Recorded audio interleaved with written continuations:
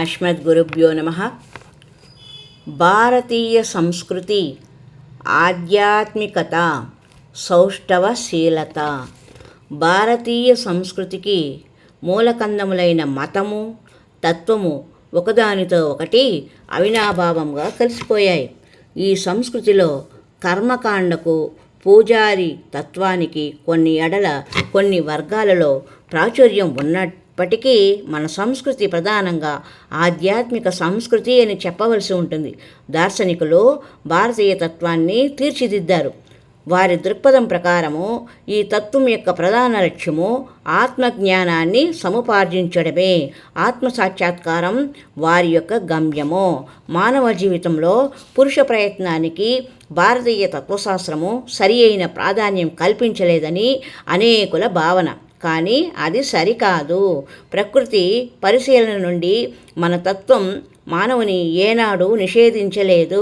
ప్రాచీన కాలంలో భారతదేశంలో విలసిల్లిన శాస్త్రీయ అన్వేషణ ఇందుకు తార్కాణం. నిజానికి జీవిత విషయాలపై దృష్టిని కేంద్రీకరించి ఒక ప్రణాళిక ప్రకారము జీవయాత్ర గడపడం అనేది భారతీయ తత్వం యొక్క మూల సూత్రం. ప్రాచీన భారతీయ నాగరికత తత్వం మానవ జీవితానికి ఆధ్యాత్మికతతో పాటు సౌష్ఠవశీలతను సంతరించడానికి చతుర్విధ పురుషార్థాలను ఏర్పరిచింది. ఈ ఏర్పాటు 4 విధాలైన మానవాభిరుచుల మీద ఆధారపడినట్టుది. ధర్మము, అర్థము, కామము, మోక్షాలు మానవునికి శారీరక మానవుని అవసరాలను తీరుస్తుంది. ధర్మ, అర్థ, కామాలు అనే 3 లౌకిక పురుషార్థాలు. ఇవి జీవిత పరిపూర్ణతకు తోడ్పడతాయి. భారతీయ తత్వము శుష్క వేదాంతాన్ని, వైరాగ్యాన్ని బోధించదు.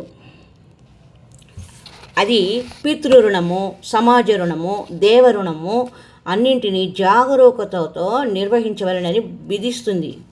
సంస్కృత సాహిత్యం అంతా కూడా మానవ జీవిత సాహిత్యమే.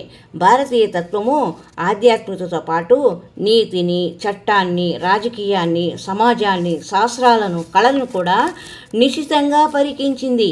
మన పునర్జన్మ సిద్ధాంతము, కర్మ సిద్ధాంతం కూడా పురుష ప్రయత్నాన్ని ప్రోత్సహిస్తుందే కానీ నిషేధింపదు. ఈ సిద్ధాంతాలు అపరిమేయ దృక్పథాన్ని ఇచ్చి పురుష ప్రయత్నం యొక్క విలువను పెంచుతాయి. కనుక భారతీయ తత్వము ఆధ్యాత్మిక, సౌష్ఠవశీలత అనే రెండిటి యొక్క మేలి కలయికగా గుర్తింపవలసి ఉంటుంది. ఇక్కడ పురుష ప్రయత్నము అంటే మనలో తెలుసుకోవాలి అన్నాక ఆసక్తి, జిజ్ఞాస, ఆ శ్రద్ధ ఇవన్నీ తోడపడతాయి అని చెప్పబడింది. హరి ఓం తత్సత్.